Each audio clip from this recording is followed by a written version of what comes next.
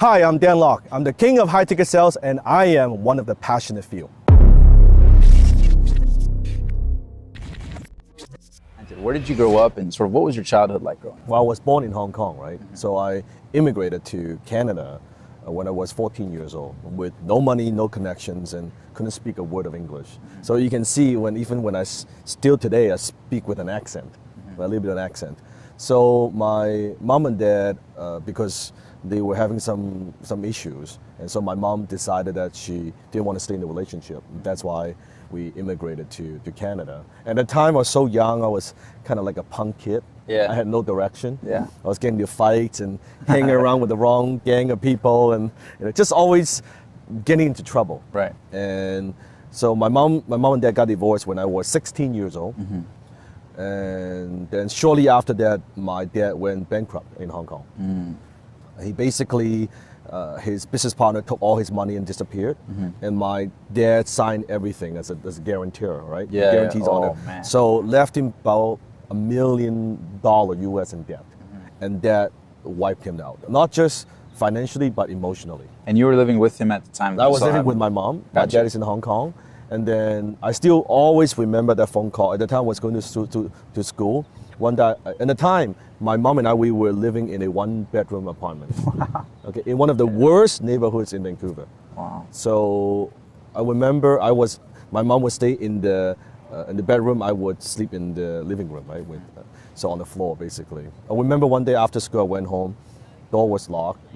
And I knocked on my mom's door. She was on the phone with somebody. I didn't know who, but I heard that she was crying on the phone. And I was like, "Hey, mom, is everything okay?" I was like, "Oh, no, everything's okay. Don't worry about it." And afterwards, basically, I found out that she was on the phone with my dad. And my dad basically told my mom he went bankrupt. He couldn't send us money anymore. Because at first he was sending us some allowance, right? And my mom is a very, very positive, happy person. Like she's like one of those people that she's friends with everybody. Like has no enemies, right? Just a sweet person. So, and I'll never forget the face of my mom. Like that facial expression, just so hopeless. And she was like, "Now what I'm gonna do? I've been a housewife all my life. How am I gonna raise this kid with no money, with a little bit of savings?" And she wasn't working at that time? No. And you're 16 at this time as well? Yeah, 16, 17 about, 17. And from then on, I said to myself, I don't care what the fuck I have to do. I don't want to see that face on my mom anymore. Yeah. That I don't care what it takes. I don't care how hard I have to work. That's, I think, the turning point. It planted a seed where I know that as a man, we want to provide for the family. Of course. And we want to, but I think as a man, we cannot protect the people that we love if we don't have the resources. Right. It could be financial, but if we don't have the resources. And that's when I made a decision, I'm going to be successful, because unless I'm successful, I cannot provide for the people that I love. I cannot protect the people I love. And that was it. From then on, I was the only child, and that's when I started my first business, very, very early on, right? What was your first business at that time? I was just like mowing lawns for people in my neighborhood. So you would just knock on their door and say, "Hey." Now, one day I was jogging around in the worst neighborhood again, jogging in the neighborhood. Right. And I saw an older gentleman, and he was just like, he must be in his 70s or something. And he was like mowing the lawn like this, like very, very slow. Yeah. And I was a young guy. You saw opportunity. No, I was just, hey, how about I just help you? I wasn't thinking about anything. So I helped him mow the lawn, and right afterwards, he poured $20 and gave it to me. Light bulb went. I was like, okay, maybe I can make some money doing this, right? And that gave me the inspiration. And here's what's interesting. So I had no money. So I thought, what if I do this for other people? Maybe I can make some money on the side.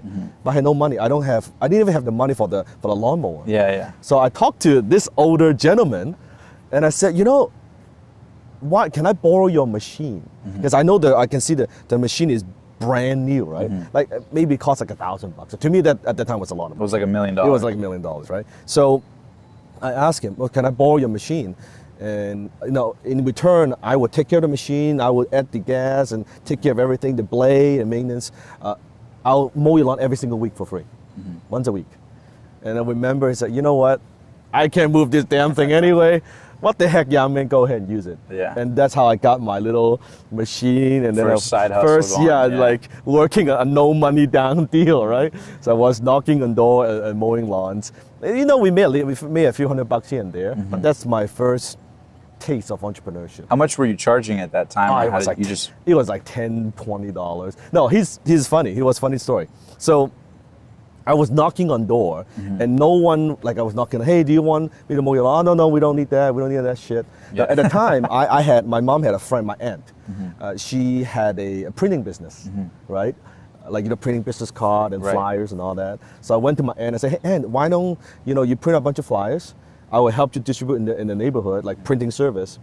But yeah, there are two sides to a flyer, right? Right? I said, you print 5,000 of these, I'll run around, I'll distribute it. On the other side, can I put my stuff on it? Right? Yeah, my lawn mowing services, It's just like, oh, what the heck, right? Yeah. And so I've been always very entrepreneurial. Yeah, you know how to, be resourceful in the situation. Win-win, right? Yeah. Because a lot of people wouldn't have even tried that because they'll say, well, I don't have the money for a lawnmower, I don't have any of that. So that stops them, right? Yeah, it's a good proof right there that it's not about what you have, it's about what you do with what you have. 100%. And you were exuding that even at a young age. It's never lack of resources. I think it's a lack of resourcefulness, right? And I was just resourceful. I had no money, so I had time. I can put in effort, and I distribute all 500 flyers. I ran home, and I was just waiting for the phone. I thought I'm gonna get rich. Yeah. I thought, oh my God, 5,000 people. Oh my God, I'm gonna get 100 phone calls. Oh, I'm gonna block my time. I'm still going to school. I thought I'm gonna make like thousands of dollars, right? Right. 1 hour, no call. 1 day, no call. 3 days, not a single one.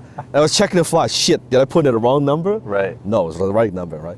Not a single phone call from the flyer, Wow. right? And I learned, okay, there's something that you can have a great product, a great service, but if you don't know how to get it out there, do marketing and get people to pay attention, no one's gonna buy from you. So I came with an idea. I thought to myself, and this affected my philosophy for the rest of my life, my business philosophy. So I think back, the very first client I had who paid me $20. What did I do? I mowed the lawn first before asking anything in return. That's how I got that first $20, right? Right, yeah. I thought, let me do that again. So I ran around the neighborhood and I found probably one of the higher end expensive homes in the neighborhood. And I saw the lawn was like up to this high, like high.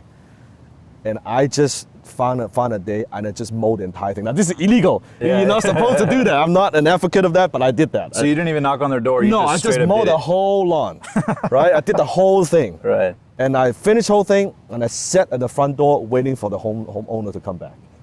Okay, it's funny, it's a housewife. She came back and she couldn't recognize her lawn because it's this lawn. Right, yeah. She drove by and then she drove back and she pulled, what the hell is going on, right? Right.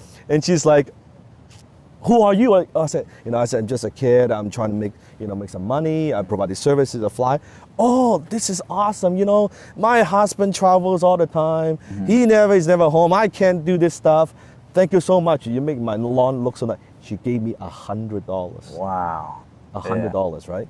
And that affected me for the rest of my life. So my business philosophy until this very day, if you say one of my motto for business, add value first before you ask anything in return. That's how I always approach. You know how most business people, they approach somebody, they want to sell them some shit, right? Or they want to, hey man, you do something for me, or like, on social media, people come to me all the time, or they feel like just because I'm successful, that I'm obligated to help them. Right, you can so easily will just give them handouts. That's not the case. They got to earn it. So my philosophy is any interaction with people, how can I add value to what you do? It's always my most favorite question is this: what is the most important project you're working on that I can add value to?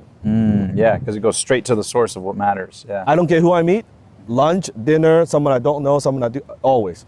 Hey, what are you working on? What's the most important project? Maybe I could help you. Maybe I know somebody that could help you. I very much believe in the whole concept of the relational capital, which is much more powerful than capital. Because money, you can get money from the bank, you can get money from anywhere, but relational capital, especially nowadays, I'm sure, Omar, you've experienced this.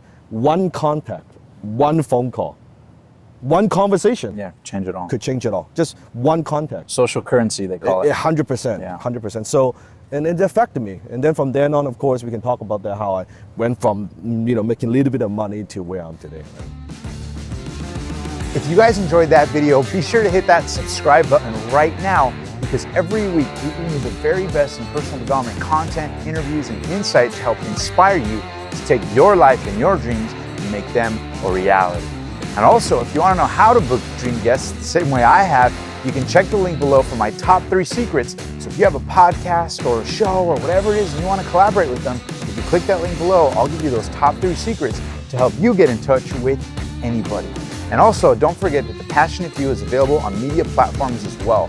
So you can subscribe to the podcast. And until next time, thank you for being one of the Passionate Few.